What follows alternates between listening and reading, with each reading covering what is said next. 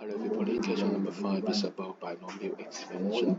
Okay, let's expand this one. Okay, so it's 1 plus k x times nc1 plus kx all squared times nc2.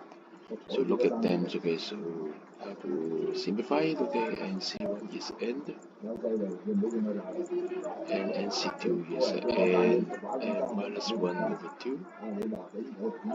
So k squared x squared. So equating the coefficient, 12 is nk,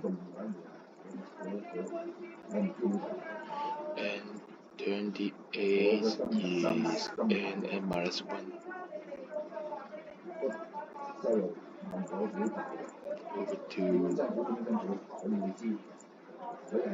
So he has two variables here, nk, so solve this one first. So n squared minus n equals 56.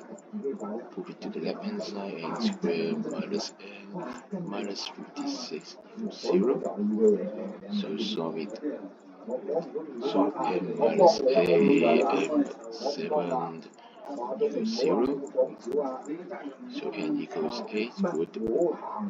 N equals minus 7, rejected because it's negative. So substitute it back, okay? So 12 equals ak.